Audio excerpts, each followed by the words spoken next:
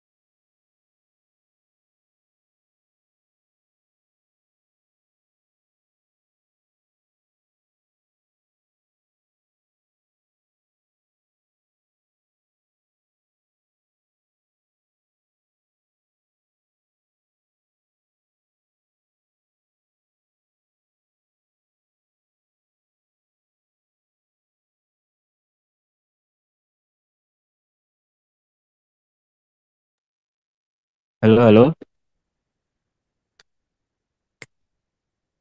Assalamualaikum warahmatullahi wabarakatuh. Halo, halo. Halo.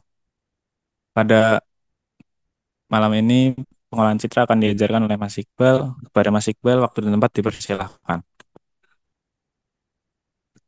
Langsung Oke, aja, Mas. terima kasih atas waktunya, Mas Apis. Jadi di malam ini aku bakal ngajar Citra kayak yang tadi udah disebut sama Apis. Jadi aku bakal ngerjain soal yang tahun berapa ya? Soal yang, wait, sebentar. Soal yang tahun 2023, 2024 nanti mungkin bisa dilihat di real cuy atau bisa di share sama operator nanti. Nah,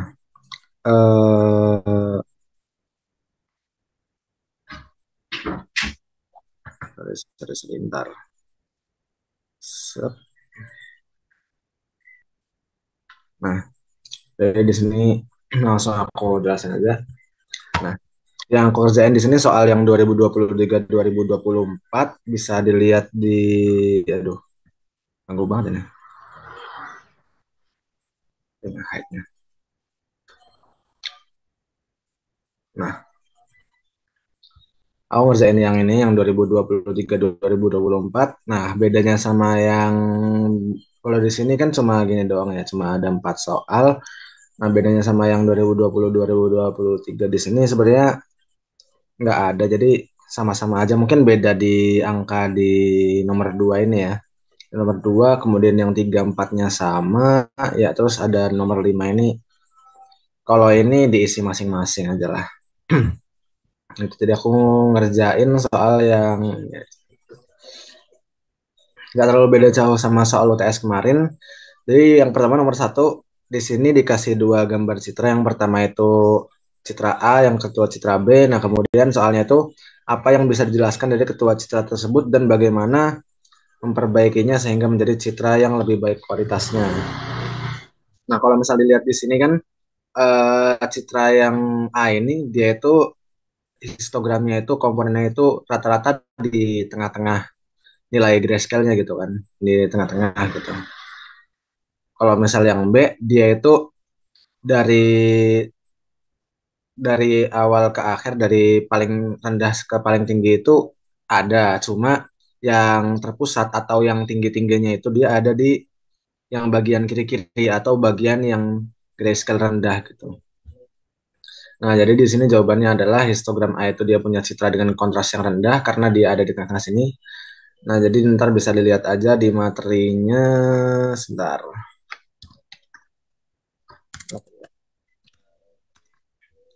Materinya jadi dia tergolong ke citra yang dengan kontras yang rendah itu karena dia ada di tengah-tengah. Histogram. Wait, wait, wait, wait, wait, wait.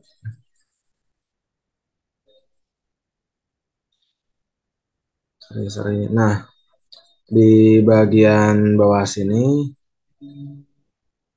nah dia termasuk golongan citra yang kontrasnya rendah karena dia itu histogramnya sempit dan cuma terpusat di pertengahan nilai grayscale gitu. Jadi buat citra yang A dia rendah gitu, citra dengan kontras rendah.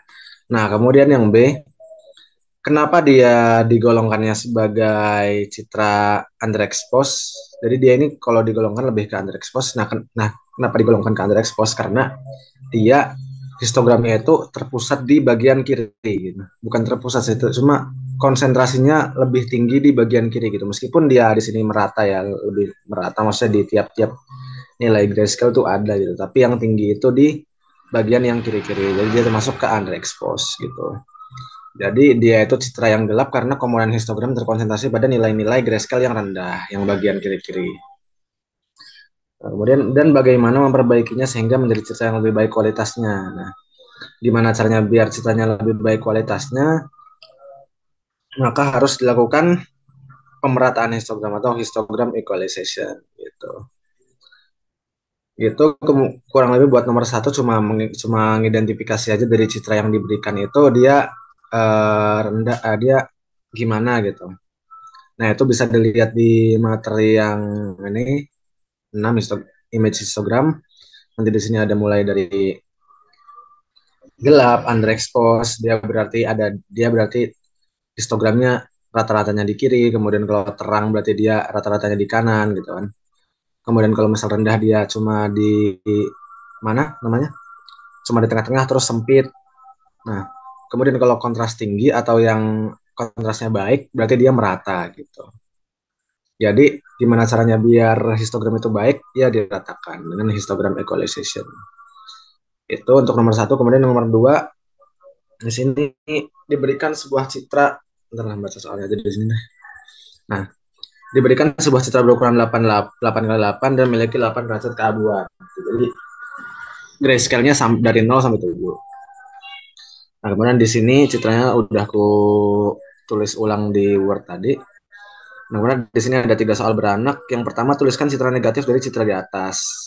Jadi citra ini dibuat citranya jadi negatif, kemudian B, buatlah histogram dari citra di atas, dari citra ini dibuat jadi histogram, kemudian C, transformasikan citra tersebut menjadi citra yang memiliki histogram yang merata. Nah, jadi citra ini nanti diproses lewat perataan histogram. Kemudian nanti ditulis bentuk matriknya gimana, bentuk matrik itu kotak-kotak kayak gininya jadinya gimana, kemudian yang bentuk histogramnya kayak gimana. Nah, buat yang nomor pertama, tuliskan citra negatif di atas. Nah, rumus dari citra negatif sendiri itu kan berarti masing-masing dari citra ini nanti dia dimasukkan ke fungsi ini. Jadi XY aksen sama dengan 7 dikurangi fxy. Nah, jadi 7 dikurangi masing-masing dari grayscale yang ada di citra ini gitu.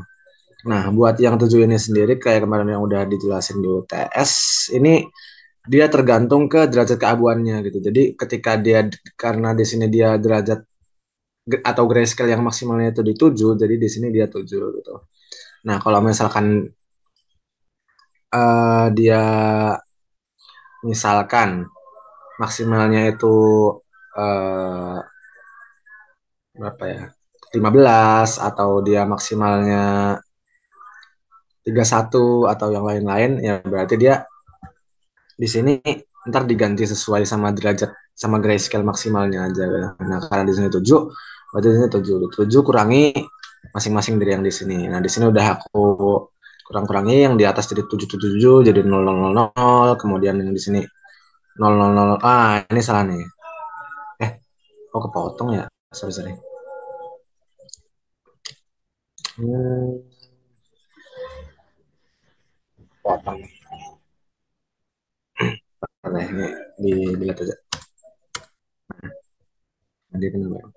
0000 yang darinya 77 jadi kan 7 dikurangi 7 jadi 0, kemudian yang di sini 0, 7 dikurangi 0 jadinya 7, terus 7 dikurangi 1 jadinya 6, 7 dikurangi mana 2 jadinya 5, 7 dikurangi 3 jadinya 4, 7 dikurangi 4 jadinya 3, 7 dikurangi 5 jadinya 2, 7 dikurangi mana 6 jadinya 1, 7 dikurangi 6 jadinya 1, dikurangi aja.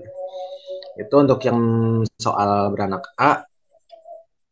Kemudian untuk soal beranak yang B di sini kan dari citra ini disuruh buat bentuk histogramnya gimana. Nah, jadi tinggal dibuat aja. Pertama-tama buat bikin histogram, histogram itu kan tampilan secara grafiknya dari di citra itu sesuai sama jumlah-jumlah grayscale-nya itu kan. Jadi pertama kita harus tentuin dulu jumlah di tiap-tiap nilai grayscale-nya itu dia berapa-berapa aja gitu. Dari mulai nolnya ada berapa, satunya ada berapa, duanya ada berapa, tiganya ada berapa, empat berapa, sampai tujuhnya ada berapa gitu. Sesuai nilai maksimalnya. Kalau misalnya sampai 15 ya berarti nol berapa sampai 15 berapa gitu.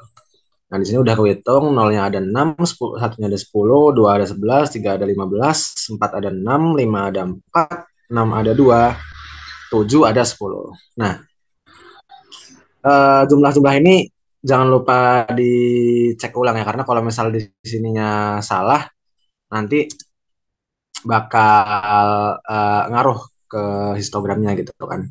Nah, karena di sini citranya itu 8 kali 8 berarti kan jumlah maksimalnya pasti 64. Nah, dihitung aja, dipastiin gitu. 6 tambah 10, 16, 16 tambah 11, 27, 27 tambah 15, 42, 42 tambah 6, 48, 48 tambah 4, 52, 52 tambah 2, 54, 54 tambah 10, 64. Berarti benar gitu kan, jumlah maksimalnya 64.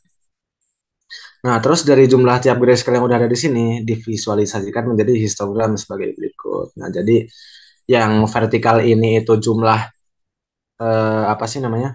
Frekuensi lah, frekuensi dari grayscale-nya itu, yang di bawah-bawah ini itu grayscale-nya 0 sampai 7 gitu.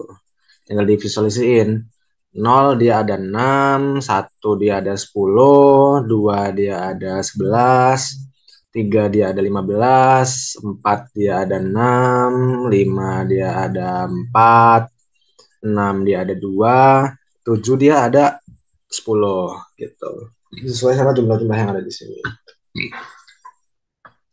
Kemudian buat soal beranak yang C, di sini dia perintahnya adalah transformasikan citra tersebut menjadi citra yang memiliki histogram yang merata. Kemudian tuliskan bentuk materi dan histogramnya. Jadi pertama-tama kita harus melakukan pemerataan histogram dulu gitu. Pakai tabel yang ini aja, kayak yang di materi ini. Di bagian histogram, eh bagian image enhancement yang kedua. Jadi biar cepet kita langsung bentuknya tabel gitu aja gitu ya. Nah, tabel yang ini. Jadi yang pertama di sini gray level, gray levelnya itu dari 0 sampai 7 kan, sesuai sama soalnya kalau misalnya sampai 15 sampai 15. Terus no of pixel ini dia sebenarnya jumlah jumlah pixelnya itu berapa gitu. Yang 0 ada berapa pixel, satu ada berapa, 7 ada berapa gitu. Kemudian yang ini NJ per N. Jadi jumlah yang ini dibagi sama jumlah totalnya. Nah, jumlahnya kan 64 gitu. Jadi 6 per 64. Udah dari masing-masing dibagi 6 per 64, 10 per 64, 11 per 64, sampai 10 per 64. Paling akhir di sini punya 7. Terus, nah ini itu dia apa berarti? Deret. S itu deret kan? Iya, deret lainnya. Jadi, kalau jadi penjumlahan seluruhnya gitu. Jadi kalau misal 0 berarti penjumlahan NJ per N sampai dari 0 sampai 0 gitu.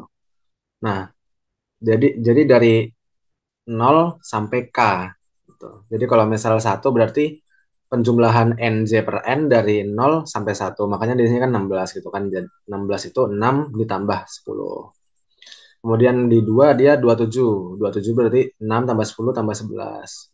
Ya, kalau misal cara cepatnya tinggal yang sebelumnya ditambah sama setelahnya. Jadi 6 tambah 10 jadi 16. 16 tambah 11 jadi 27. 27 tambah 15 jadi 42. 42 tambah 6 jadi 48. 48 tambah 4 jadi 52. 52 tambah 2 jadi 54. 54 tambah 10 pas jadinya 64. Nah, kalau misalnya hitung-hitungannya benar, pasti di akhir dia bakal hasilnya satu gitu. 64 per 64. Nah, kemudian habis itu dari yang ada di sini, deret yang ada di sini dikali sama 7 atau dikali sama grayscale maksimalnya itu. Jadi karena di sini 7 berarti dikali 7. Terus dikali aja masing-masing. Di sini 6 per 64 dikali 7 aku udah hitung tadi hasilnya 0,6. Terus dibuletin ya. Kalau misal nggak bulat jangan lupa dibuletin. Terus di sini 1,75 jadi 2. Terus di sini 27 per 64 dikali 7 jadi 2,95 jadinya 3. Terus 42 per 64 dikali 7 jadinya 4,59. Terus dibuletin jadi 5. 48 per 64 jadinya 5,25 dibuletin masih jadi 5. 52 per 64 jadinya dikali 7 jadinya 5,68 dibuletin jadi 6. 54 per 64 dikali 7 jadinya 5,9 jadinya 6. 64 per 64 1 dikali 7 jadinya 7 gitu. Nah, kemudian matrik hasil dari perataan histogram itu tinggal kita ganti yang tadinya misal di ceritanya itu 0 sama hasil yang ada di sini. Berarti kita ganti jadi satu gitu. Jadi yang tadinya di citra awalnya itu dia 0, nah di sini kan 0, 0, 0 gitu kan. Diganti jadi satu. Nah, di sini satu satu satu terus yang tadi awalnya dia satu dia jadi dua, mana ya? Nah, yang tadi awalnya dia satu di paling bawah sini kan satu satu satu, di sini jadi dua dua dua dua, kemudian duanya jadi tiga, terus liganya jadi lima, empatnya jadi lima, limanya jadi enam, enamnya tetap enam di sini. Kalau di sini tujuhnya tetap tujuh. Jadi hasil citranya bakal jadi seperti ini. Semua semua citra yang awal tadi ditukar sama hasil yang di bawah ini. Nah, kemudian histogramnya karena di tabel ini kita udah punya jumlah dari masing-masing grade levelnya, jadi kita lebih mudah nih, kita nggak perlu ngitung-ngitung kayak yang ini lagi. Nah, tinggal kita bikin histogram. Berarti di sini kan nol kan nggak ada nih, nol. Satunya dia ada 6. Satu dia ada 6, kemudian dua dia ada 10, duanya dia ada 10, kemudian tiganya dia ada 11, tiga dia ada 11, empat nggak ada, terus nah lima ini ada dua kolom kan, 3 sama 4, 15 ditambah 6 berarti dia ada 21. Nah, limanya ada 21, kemudian yang enamnya dia 4 tambah 2 berarti ada 6. Enamnya dia ada, eh, oh iya 4 tambah 2 berarti ada 6 nih, salah nih berarti nih. Ini kelebihan kayaknya. Set. Sorry, sorry, sorry, sorry. Nah, dia ada 6 ya. Kemudian yang tujuhnya dia ada 7 gitu. Kelebihan nih kayaknya. Nah, nah tujuhnya dia ada 7. Eh, bener 10 tuh.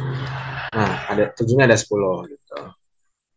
Jadi sesuai sama yang ada di sini. Gitu. Untuk yang C, jadi setelah melalui perataan histogram, dia divisualisasikan jadi histogram lagi sesuai sama yang ada di soal gitu. Itu untuk yang nomor dua. Kemudian untuk yang nomor tiga, di sini soalnya apa kegunaan edge detection, sebutkan jenis operator atau kenal pada edge detection, kemudian jelaskan kelebihan dan kelemahan operator tersebut serta berikan contohnya. Nah, eh, di sini kalau aku di sini untuk yang kelemahan kelebihan, sebentar, kelemahan kelebihan sebenarnya kalau misal dari materi itu nggak diterangkan secara langsung, kayak misal di mana ya. Nah, operator-operator kan ada mulai dari sini. Ya mungkin edge detection dulu nih. Edge detection dia kan tujuannya adalah, nah, meningkatkan penampakan garis batas atau objek di dalam citra gitu. Jadi edge detection itu dia pendeteksian tinggi ya. Nah, kemudian kalau misalnya di materinya Pak Bayu, di sini dia ada beberapa operator. Nah, yang pertama ada operator gradien.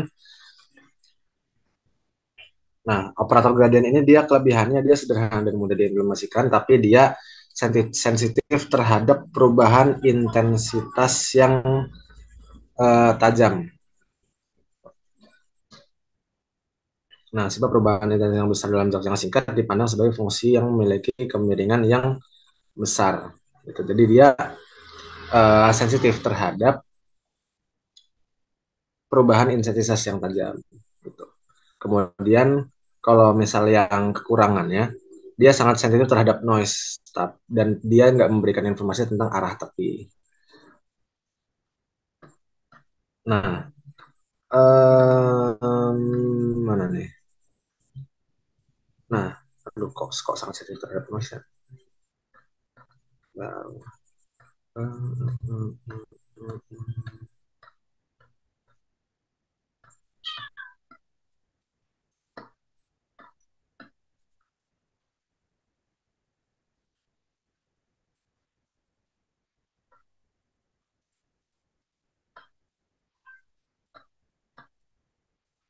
nah, jadi yang dimaksud sama Dian sensitif terhadap noise ini adalah ini. Jujur aku sebenarnya ini bukan rangkumanku sendiri karena di apa sih, karena di materinya nggak disebutkan secara eksplisit gitu terkait kelebihan sama kekurangannya itu gimana. Dan tahu pas aku ngerjain kemarin pun aku pakai ChatGPT juga kayaknya sih. Nah, tapi kurang lebih kalau misal operator-operatornya sesuai sama yang ada di materinya Pak Bayu, itu ada yang pertama ada gradient, kedua ada Laplace, kemudian ada Laplace of Gaussian, kemudian ada Sobel, kemudian ada Roberts, kemudian ada Prewitt, kemudian ada Kenny. Nah, kurang lebih ada itulah operator-operator. operator yang ada di materi. Nah, kalau misal untuk kelebihan dan kekurangannya sebenarnya nggak disebutin secara eksplisit di sini. Jadi aku tadi nggak ini banget sih. Nah, tapi kalau misalnya sesuai di materi, operasi keturunan kedua, nah dia ini mendeteksi lokasi tepi lebih akurat pada tepi yang curam. Nah, jadi dia kelebihannya adalah dia lebih akurat pada tepi yang curam. Tepi yang curam itu gimana? Tepi yang curam, nah yang kayak gini. Jadi yang belokannya apa ibaratnya? Ya lebih apa istilahnya? Lebih lancip mungkin ya. Iya lebih lancip gitu. Jadi dia lebih akurat untuk mendeteksi lokasi tepi yang curam. Itu kelebihannya. Kalau kekurangannya di sini,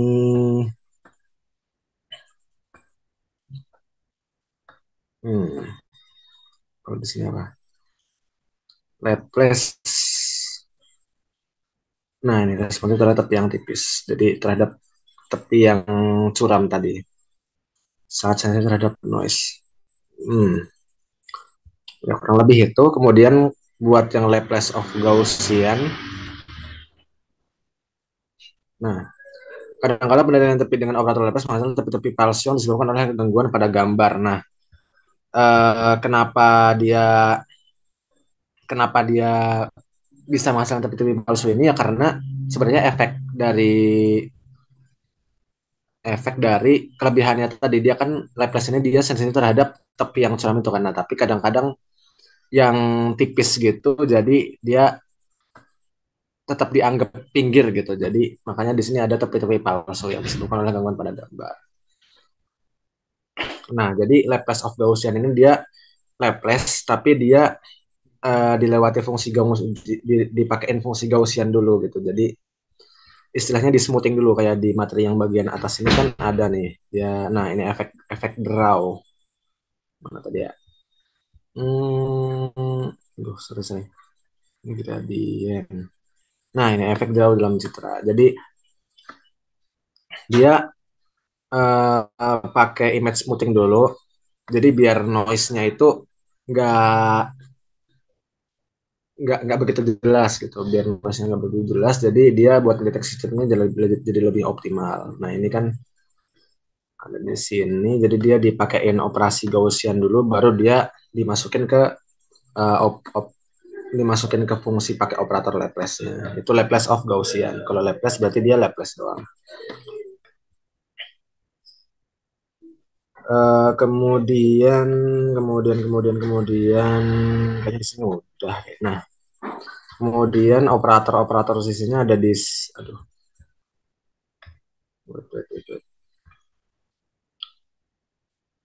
operator-operator sisanya dia ada di sini.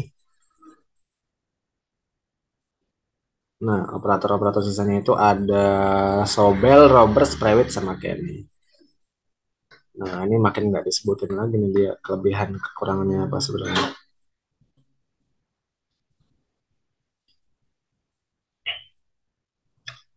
Em,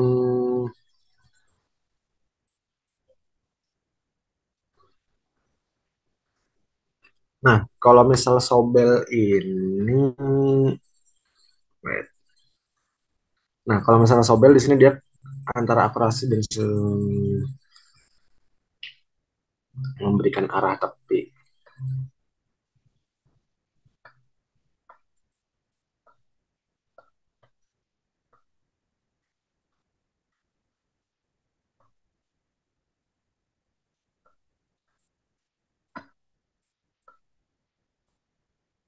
Nah, kurang lebih seperti itulah. Aku juga sebenarnya nggak terlalu paham terkait operasi-operasi yang ada di pendeteksian tepi ini. Tapi kalau kalau misalnya kelebihan dan kekurangan sama contohnya kurang lebih nanti mungkin bisa dilihat aja sama ya, dilihat kayak yang ada di catatan atau teman-teman bisa cari-cari sendiri gitu. Mungkin di lewat ChatGPT atau di mana karena kalau misal di materi yang dari Pak Bayu itu nggak dijelaskan secara eksplisit kayak kelebihan dari operator ini apa, kelemahan dari operator ini apa, kemudian contoh-contohnya apa, itu nggak terlalu dijelaskan. Jadi mungkin nanti bisa dipelajari lebih lanjut aja. Kalau dari aku mungkin itu buat yang nomor tiga. Nah,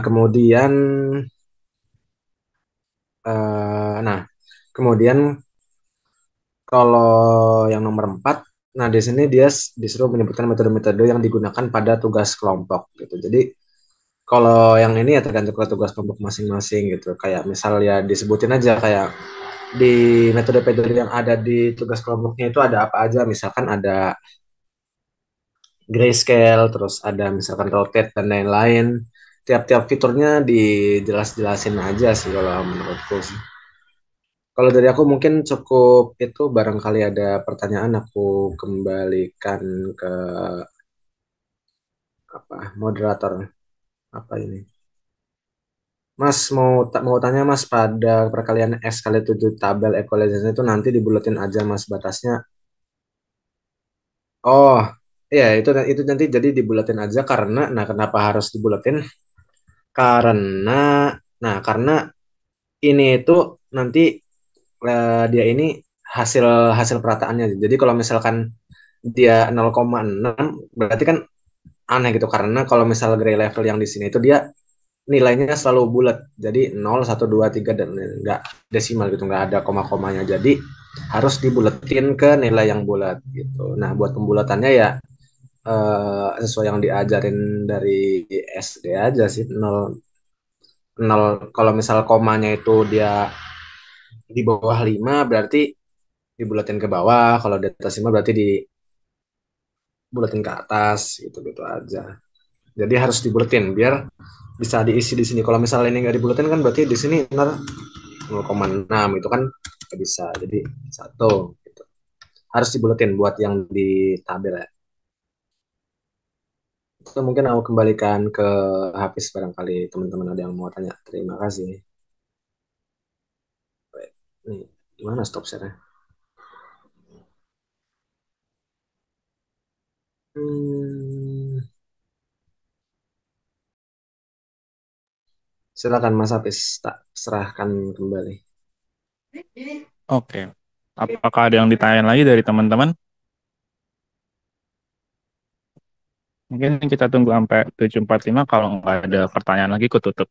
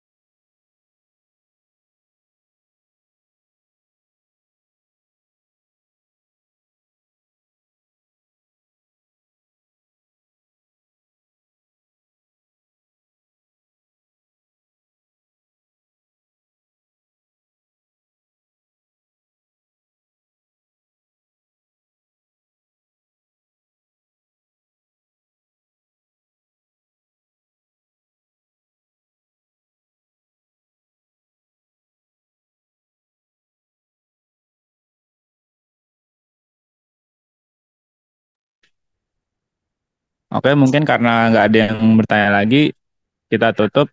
Terima kasih buat teman-teman semua yang udah join belajar bareng pada malam hari ini. Karena tadi kita awali dengan doa, mari kita akhiri juga dengan doa. Berdoa menurut agama dan kepercayaan masing-masing, berdoa dimulai.